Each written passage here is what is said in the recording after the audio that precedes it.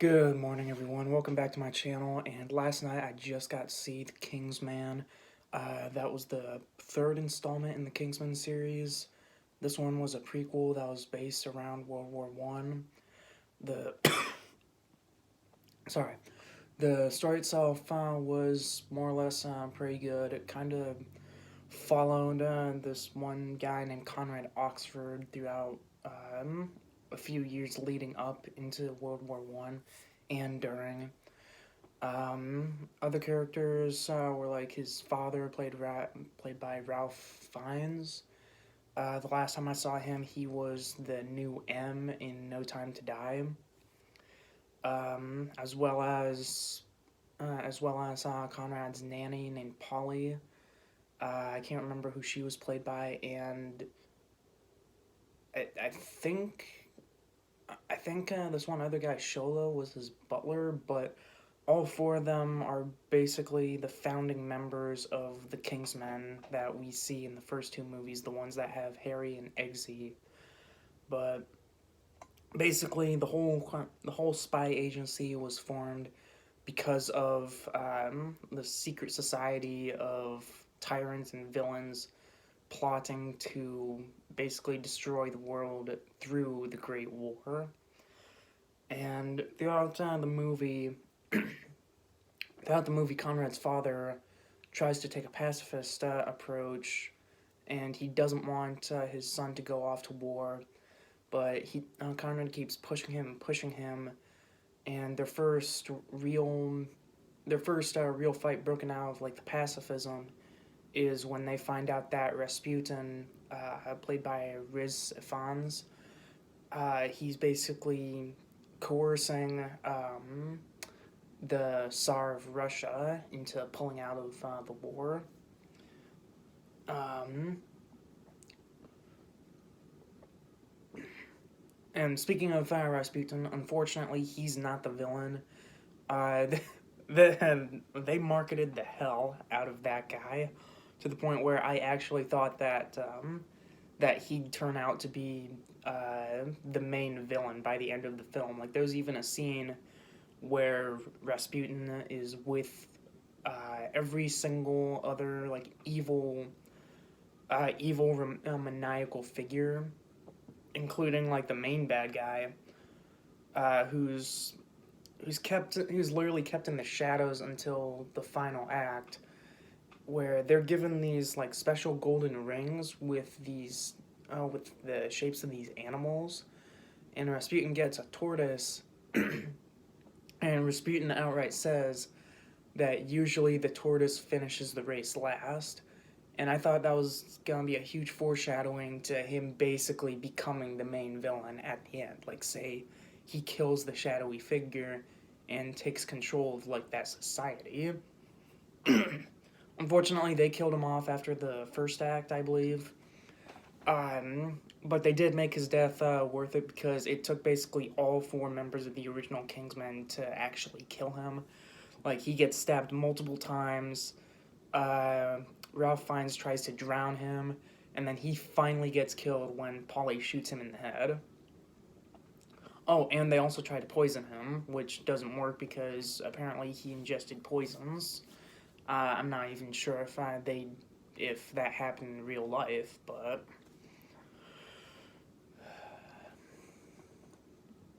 and right before I forget about this, that whole thing with the golden rings with the shapes of animals. I don't know if it was explicitly stated in the film, but I like to think. I like to think that that was supposed to be like a reference to the biblical Noah, because all the rings had the shape of an animal on them, except for the main bad guys, where his was a shepherd's crook. Now, I can't remember if in the Bible it was said that Noah was a shepherd. I think it said something about how like he was God's shepherd. But if that was supposed to be like a metaphor to the whole Noah and the Ark thing, where you could argue that like their flood was the Great War, and the Ark was like the arc was like their hideout that they eventually infiltrate in Kashmir, I think. Um, sorry, I'm not sure if Kashmir was the right place, but I don't know. If that was supposed to be a metaphor for the biblical Noah, I think that would have been great. I'm not sure if that's what they actually did, but it would have been cool if that was what happened.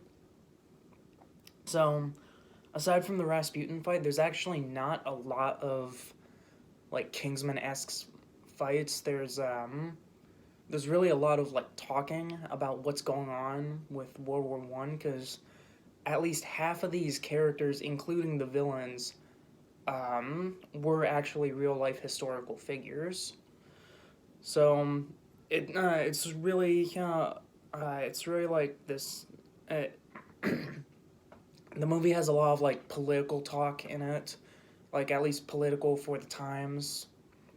Um, there are like three scenes of President Woodrow Wilson, I think. And originally, I thought that he was just there to make a small cameo and then like a reference to the Statesman, because in pretty much every scene he's in, he always orders his butler to get him a Statesman on the rocks. But then a little bit later, it's revealed that his character actually serves a plot point, because one of the villains that's part of the flock, as the main villain describes it. Um, she basically had an affair and a scandal with the president, and was now blackmailing him to stay out of the Great War. So that becomes basically the final plot point, the film reel or film negative of sorry, the the film negative of the scandal sex tape. That becomes that becomes like that becomes the MacGuffin at the end of the film, that now the Kingsmen have to go to Kashmir to go and retrieve. That way Wilson can order them to go to war. And right before I say this, quick spoiler alert. Give about 5 seconds. Okay, so spoiler alert. Conrad doesn't make it. That scene of No Man's Land that was in the trailers, the one where it had like those 6 or 7 guys on each side crawling towards each other and about to fight each other.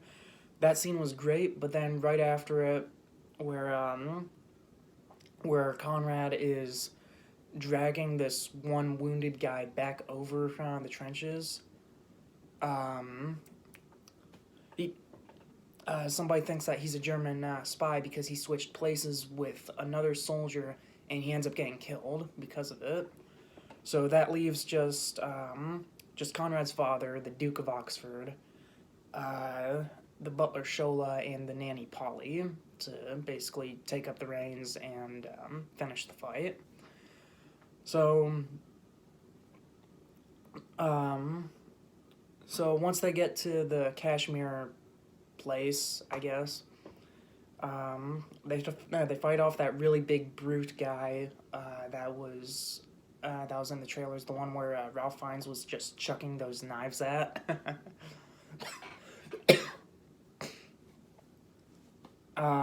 Eventually they kill him. They get to the main hideout. The guy in the shadows reveals himself to be this guy named Mortimer, I think it was. I don't know, and I completely forgot that he was a character in the film, but I think he was the second in command of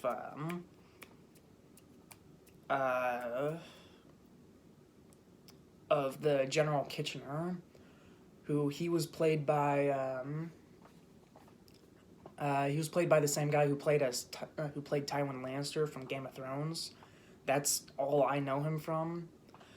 But I completely forgot that guy was a character until he showed up in the final act. And it turns out he's really good with swords and is now just fighting Ralph Fiennes. So, okay. So they have a really cool sword fight that's really reminiscent of the original Kingsman movies, like with the close-ups of the weapons and everything. Um, Unfortunately, there is no scene that seems like a long shot and a one shot where like in the first Kingsman it was like that battle in the church where they were really sneaky with cuts where they had like zoom ins or muzzle flashes of a gun, or like in Kingsman: The Golden Circle where it was Harry and Eggsy versus Whiskey, where they did the same thing. Unfortunately, in this movie, you don't get that. Like every Kingsman fight that's there, um, no, like they don't try to hide the cuts, so there is no scene that looks like it was done all in one shot, which is a shame because I really missed those fight scenes. But for what it's worth, the movie was really great. The characters were all right. Oh, there is this post credit scene at after the first set of credits where Daniel Brühl's character, who I originally thought he should have died until I realized that the person he plays as in real life, he died in 1933. Um, so he becomes the new shepherd, and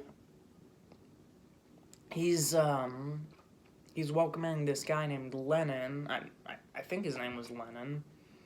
He's welcoming him into like the new flock that he's creating, and then he introduces this new guy who reveals himself to be Adolf Hitler.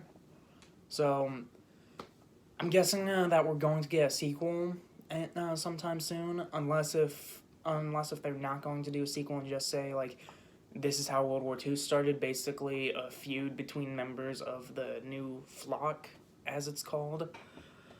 But it would be interesting to see. It'll be interesting to see a sequel to this movie taking place during World War II. But if that doesn't happen, uh,